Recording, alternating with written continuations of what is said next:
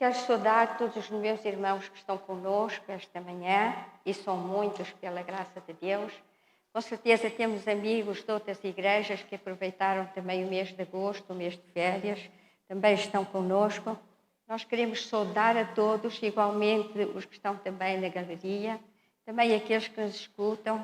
Queremos desejar a todos um bom sábado e nós possamos realmente acalmar o nosso coração do Senhor, principalmente o meu, que o Senhor possa acalmar.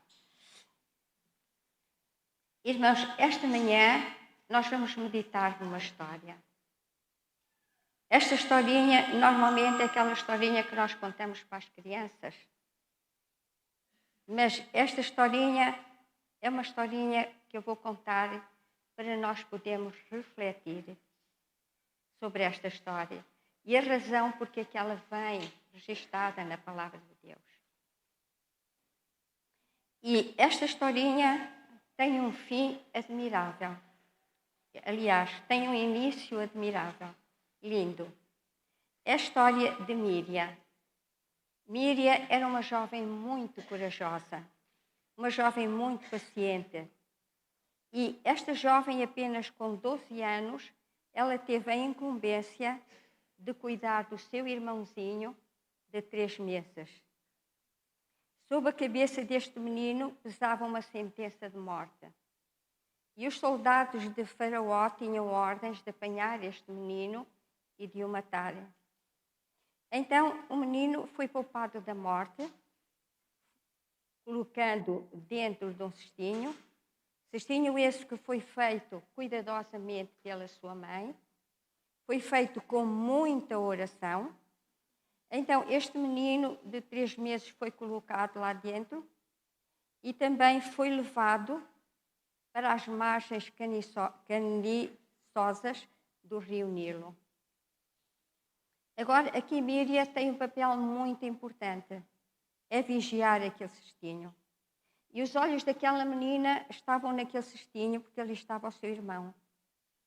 Mas de repente ela observou que a filha de Faraó descobriu o pequeno cesto.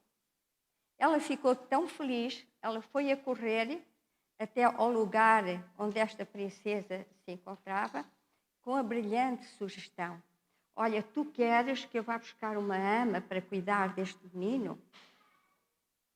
A princesa sabia o que estava a passar.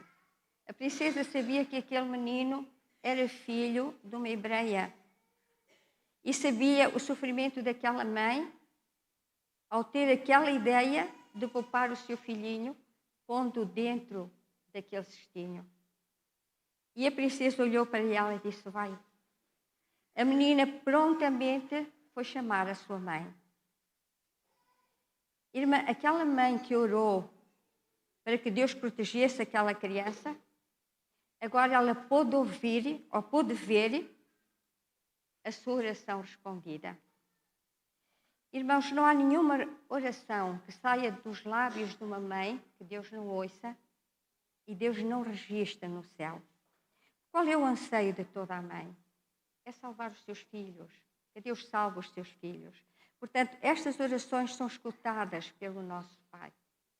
E esta mãe feliz viu a resposta à sua oração.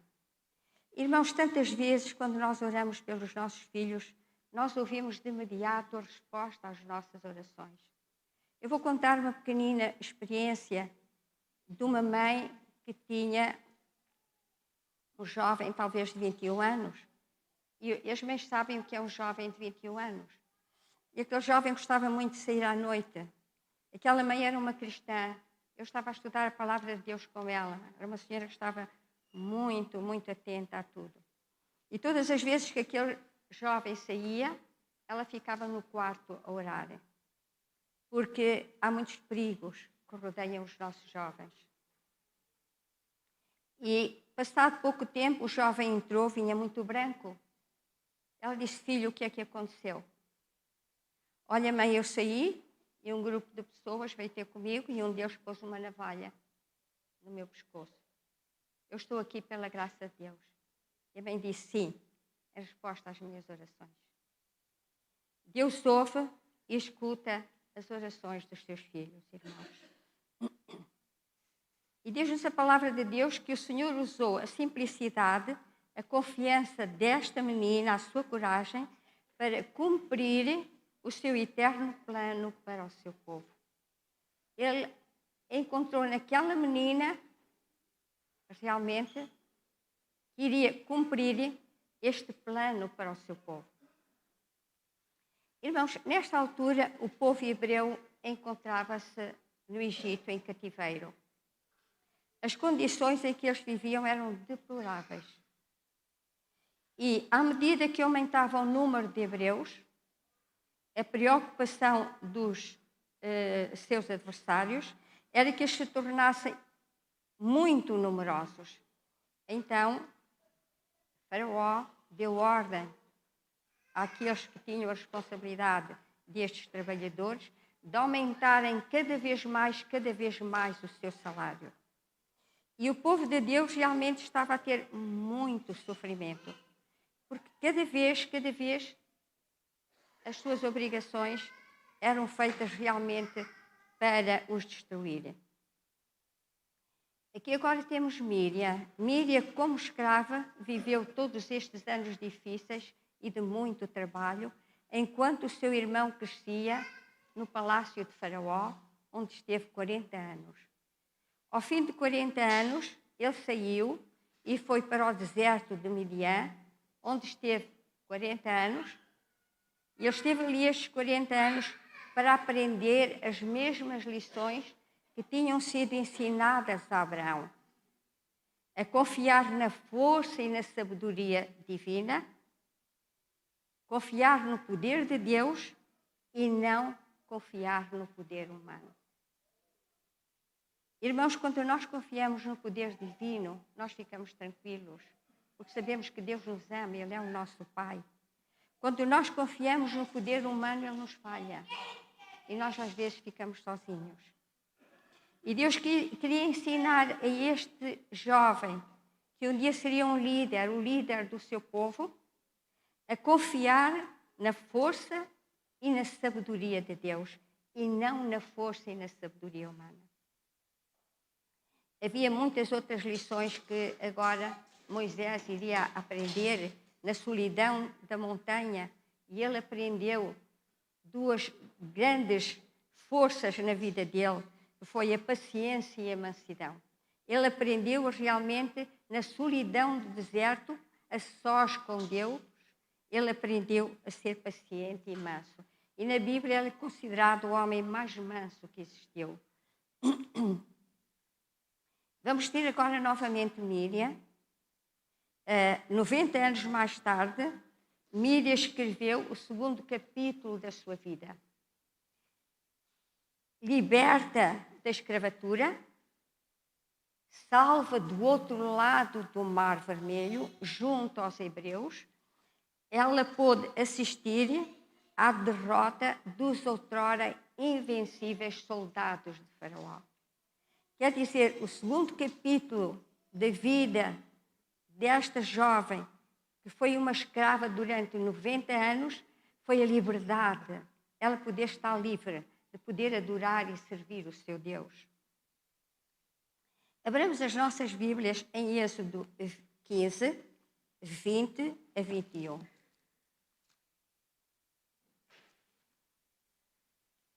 Êxodo 15,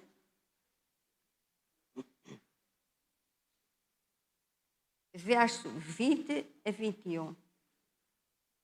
A profetisa Míria, irmã de Arão, tomou um tamboril e todas as mulheres saíram atrás dela com tamboris e com danças. E Míria lhe respondia: cantai ao Senhor, porque gloriosamente triunfou e precipitou no mar o cavalo e o seu cavaleiro. Agora, irmãos, novamente aparece Míria, já bastante idosa, como cantora, musicista, a dirigir o coro das mulheres, como resposta ao cântico de Moisés. Este cântico de Moisés é um cântico de livramento, irmãos, que foi feito por Moisés. É o cântico que o povo de Deus vai cantar no tempo do fim. É o cântico de livramento, o livramento do pecado, do sofrimento, da morte. Ali era o cântico que eles cantavam de eles estarem realmente livres da escravidão. E nós vimos no Salmo 150, naturalmente os irmãos já leram este Salmo 150, ele invoca recordações deste dia de vitória, de livramento, operado por Deus junto ao Mar Vermelho. E é isto que nós vamos e ansiamos assistir um dia, libertos realmente do mundo do pecado, salvos agora da escravidão ao lado de Jesus. Irmãos, Míriam é a primeira mulher que a Bíblia honra como profetisa, como reconhecimento pelo papel que desempenhou durante o Êxodo.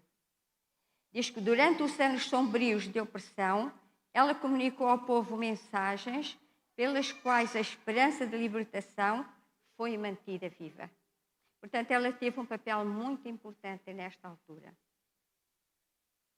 Vamos agora abrir novamente a nossa Bíblia em Êxodo 3, 9 a 12.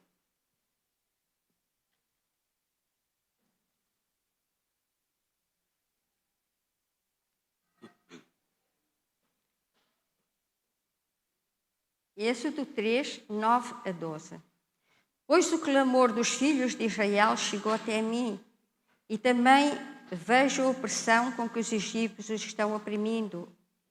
Vem agora, e eu enviarei a Faraó para que tires o meu povo, os filhos de Israel, do Egito.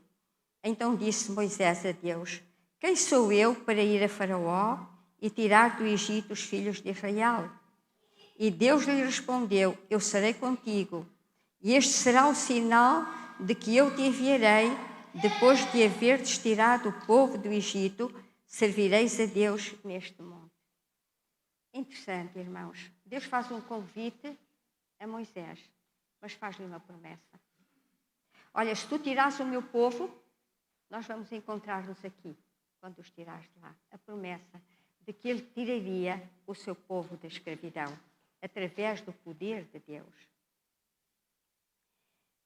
Nós vimos que este povo estava em grande sofrimento. Deus ouviu o clamor daquele povo, como Deus ouve o clamor de todos os filhos de Deus. Agora, Moisés aceita o convite divino e ele vai em direção ao Egito com a sua esposa e os seus 2 filhinhos. Entretanto, ele acha melhor, para a segurança deles, eles voltarem de volta para a casa do seu sogro. O horror das pragas, o horror da guerra, foi substituído agora pela tranquilidade do deserto. E agora o seu sogro traz de volta a sua esposa e os seus 2 filhinhos. Quando Zípora, que era a esposa de Moisés, chegou ao acampamento, ela viu que o seu marido trabalhava em excesso. E ela, com esta preocupação, ela partilhou-a com o seu pai. Mas o seu pai já tinha visto que realmente o seu genro trabalhava em excesso. Então, com o espírito bondoso, ele aconselhou Moisés a dividir as suas tarefas. E Moisés fez isso. Primeiro consultou a Deus e depois ele pôs em prática o conselho do seu sogro. E nós sabemos, porque já lemos e já estudamos, que Moisés realmente obedeceu a esta voz depois de ouvir a voz de Deus. E o seu trabalho foi dividido por 70 anciãos. Aliviaram sobremaneira a sua carga. Arão e Míriam tinham ocupado uma posição de honra e de chefia em Israel. Ambos eram favorecidos com o dom profético e, por ordem divina, tinham estado ligados a Moisés no livramento dos hebreus. Vimos, portanto, irmãos, que eles tinham também responsabilidade naquele acampamento. E quando Moisés escolheu os 70 anciãos, eles não foram consultados. Nem foi consultado Míriam, nem foi consultado o seu irmão Arão. Isso desagradou Arão, mas principalmente a Míriam.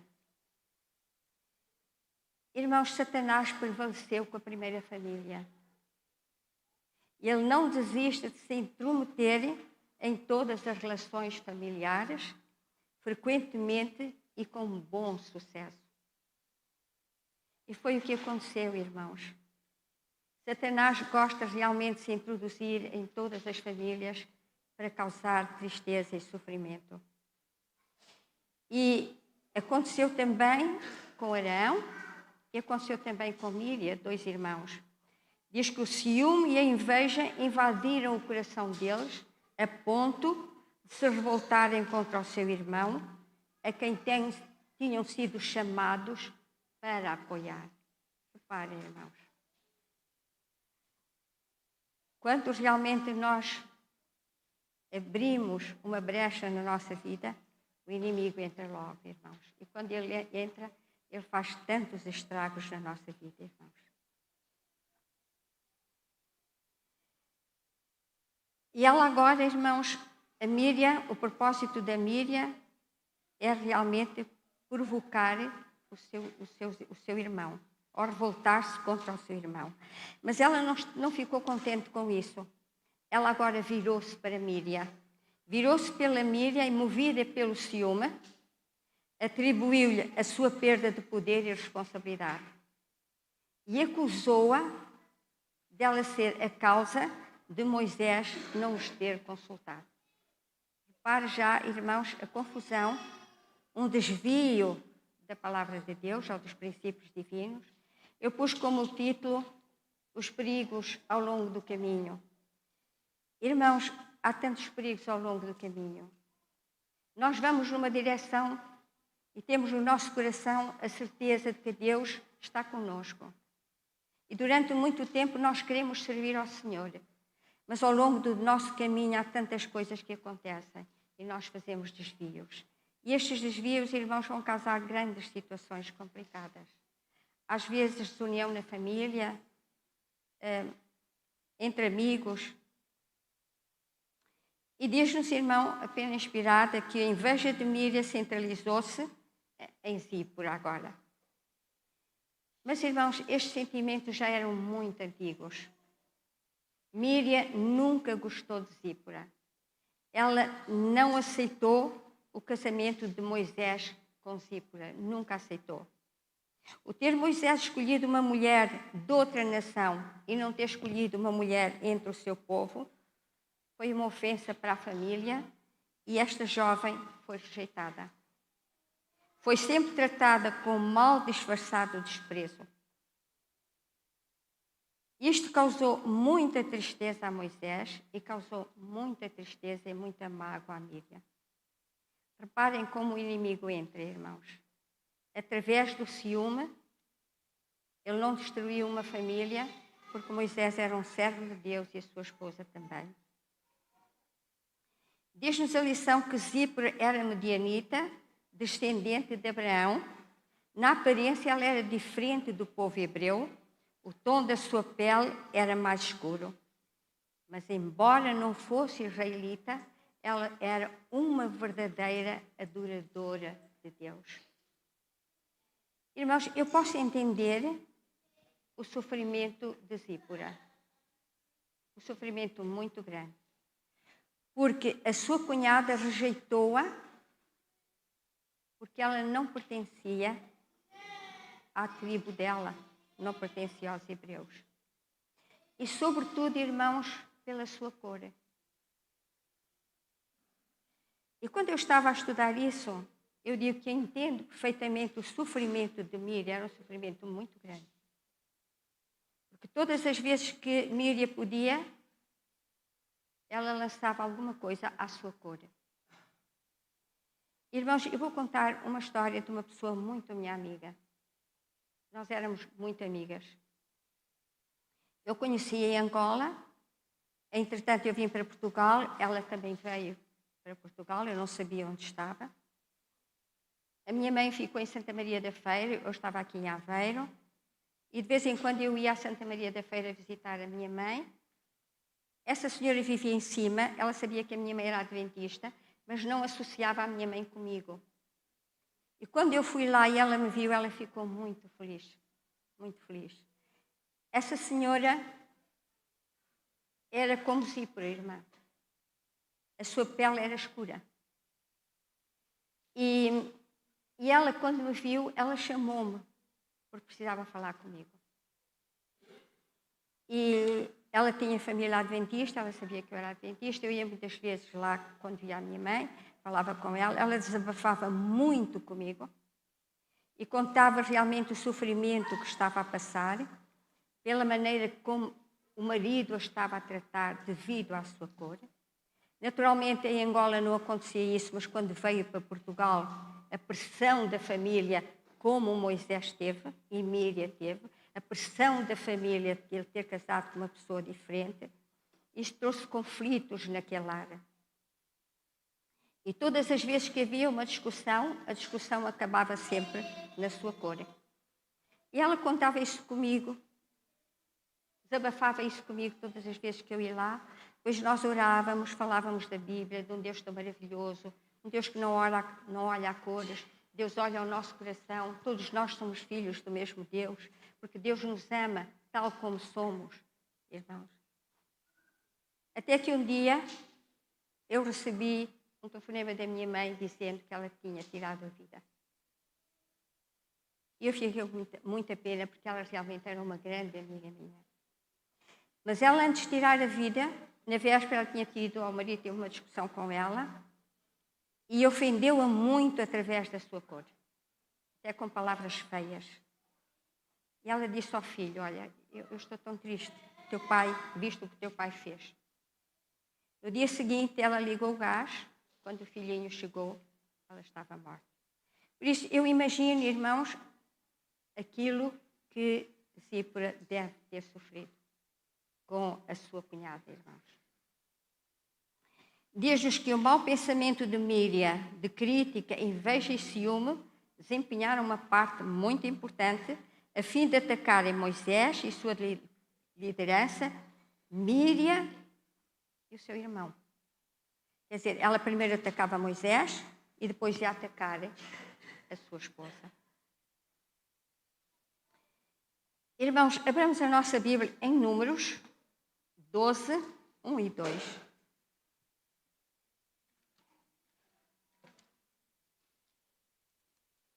Números 12, 1 e 2. Falaram Míria e Arão contra Moisés por causa da mulher cuxita que tomara, pois tinha tomado uma mulher cuxita. E disseram: porventura tem falado o Senhor somente por Moisés? Não tem falado também por nós? E o Senhor ouviu. Irmãos, diz-nos a pena inspirada que o grande erro de Míria foi a falta de respeito por uma autoridade legalmente constituída, e esta pelo próprio Deus. Míria foi longe demais ao combater a liderança de Deus manifestada por meio de Moisés. Vejam só ao que Míria chegou, irmãos. Chegou a condenar, a revoltar-se, aliás, contra uma autoridade divina, irmãos. Reparem o que o pecado faz na nossa vida, irmãos. Agora vamos ver em Números 12, 4 a 8.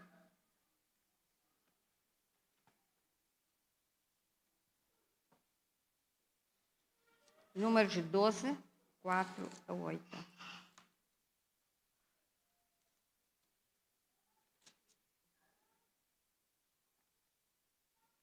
Logo o Senhor disse a Moisés e a Abraão e a Míria: vós três saí à tenda da congregação, e saíram eles três.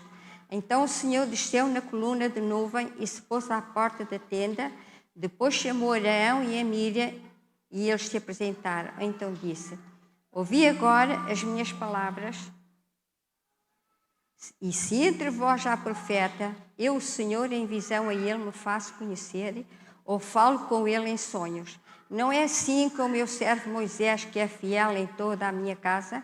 Boca a boca falo com ele claramente, e não por enigmas, pois ele vê a forma do Senhor. Como, pois, não tiveste temor em falar contra o meu servo, contra Moisés? Agora Jesus diz-lhe: porque, pois, não tiveste temor de falar contra o meu servo, a quem eu falo cara a cara? E no mesmo instante, fechamos a Bíblia, mas no mesmo instante vamos ver o que aconteceu em Números 12, 9 e 10.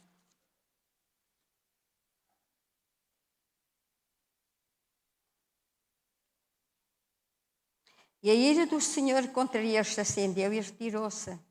A nuvem afastou-se de sobre a tenda, e eis que Miriam achou-se leprosa, branca como a neve, e olhou Arão para Miriam, e eis que estava leprosa. Naquele mesmo instante, irmãos, o corpo de Miriam cobriu-se com aquela enfermidade, a terrível enfermidade.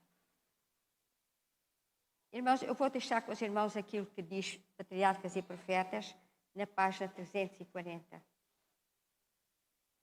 Esta manifestação do desagrado do Senhor destinava-se a ser um aviso a todo Israel para reprimir o crescente espírito de descontentamento e de insubordinação.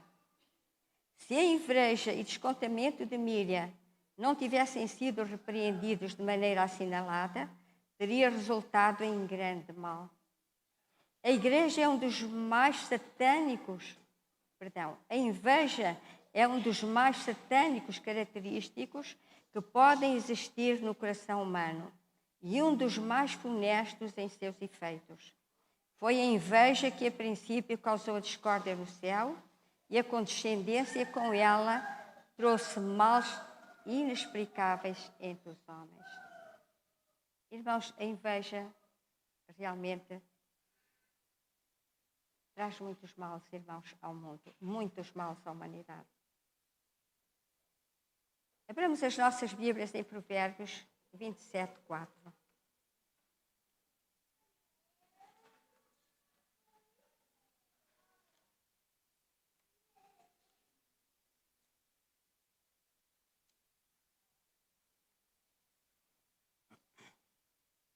Provérbios 27, 4. Cruel é o furor e impiedosa a ira, mas quem pode resistir à inveja? Agora, um bocadinho à frente, Provérbios 14, 30. À frente não, atrás, irmãos, peço desculpa. Provérbios, aliás, 14, 30.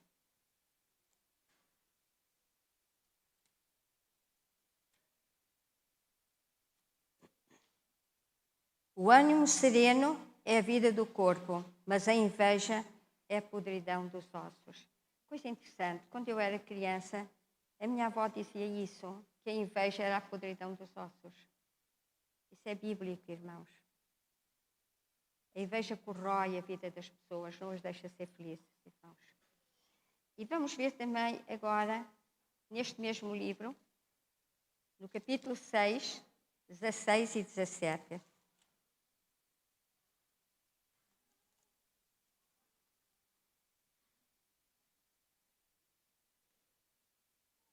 Provérbios 6, 16 a 17.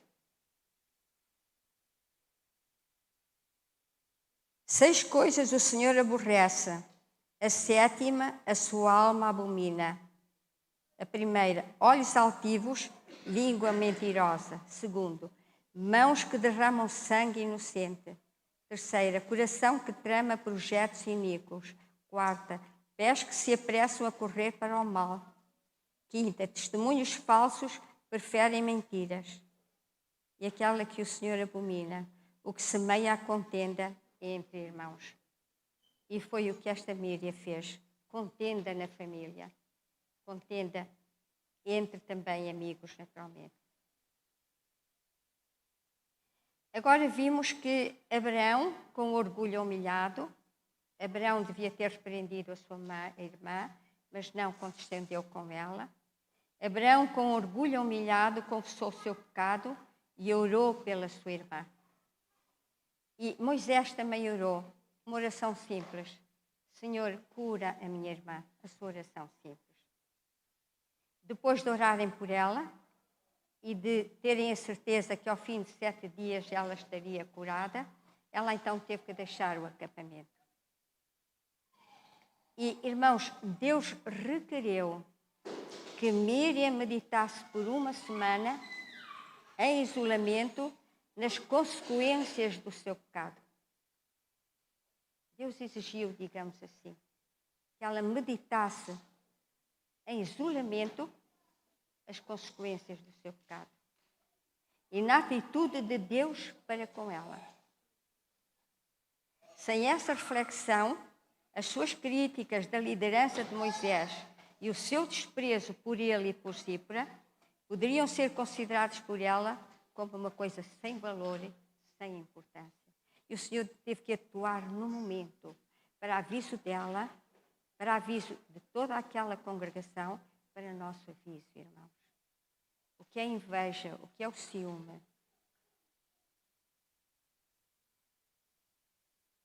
Irmãos, nada mais nos é dito na pena inspirada a respeito de alguma função de liderança que Miriam tivesse tido.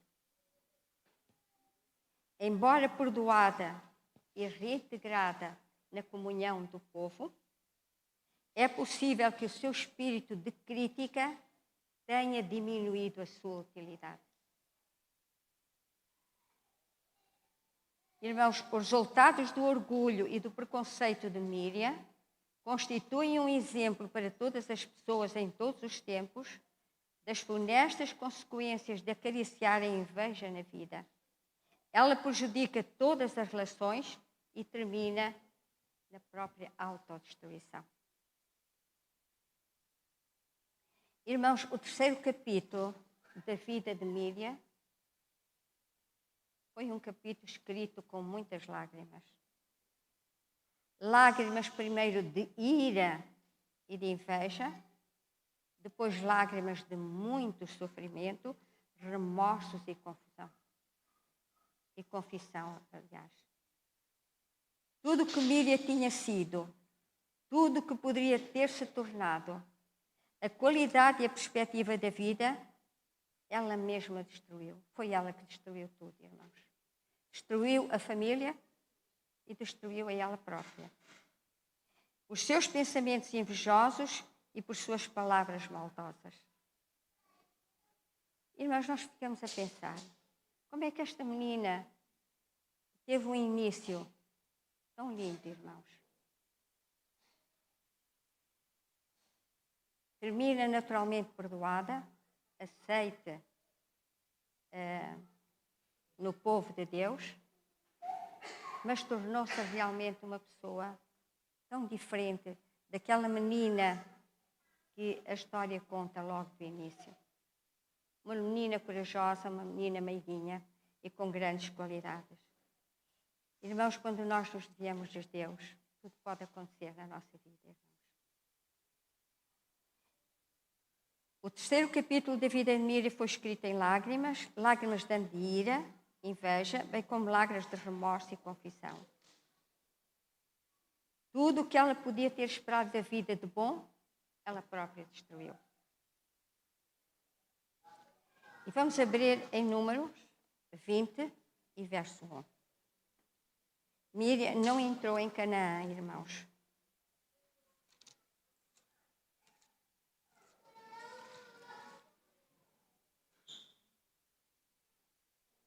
Números 20 e verso 1.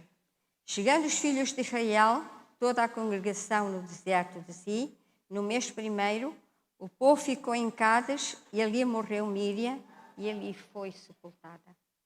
Miriam também não entrou em Canaã, irmãos.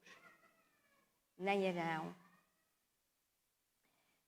Agora, irmãos, 40 anos mais tarde, na sua última mensagem à nova geração de israelitas prestes a entrar na terra de Canaã, Moisés lembra o que aconteceu a Míriam. Irmãos, esta história para mim foi uma história que mostrou que nós, ao longo da nossa vida, temos de estar sempre atentos às ciladas do inimigo, irmãos. Quando nós procuramos servir ao Senhor, quando nós decidimos a nossa vida ficar ao lado dele e ser fiel, o inimigo vem com as suas tentações. E nós às vezes deixamos de ouvir a voz de Deus para ouvir a voz do inimigo. E está aqui o resultado, irmãos, da inveja, do ciúme, das palavras invejosas que nós dizemos, das palavras maldosas, das palavras ásperas que nós às vezes temos, o desvio da palavra de Deus. Moisés lembrou ao povo que ia entrar em Canaã, irmãos, para se lembrarem do que aconteceu à sua irmã Míriam. Irmãos, lembremos de Míriam e nunca deixemos que a inveja mine o nosso coração. Irmãos, em Mateus 12:37 diz o seguinte: por tuas palavras serás salvo, por tuas palavras serás condenado. Que o Senhor nos ajude, irmãos. Não deixemos que realmente o mal mine o nosso coração e nos afaste de Deus. Deus deu a sua vida para nós sermos salvos. Agradeçamos a Deus o que Ele fez por nós e sigamos realmente os seus conselhos ao longo da nossa vida. É o meu desejo para mim e para os meus irmãos.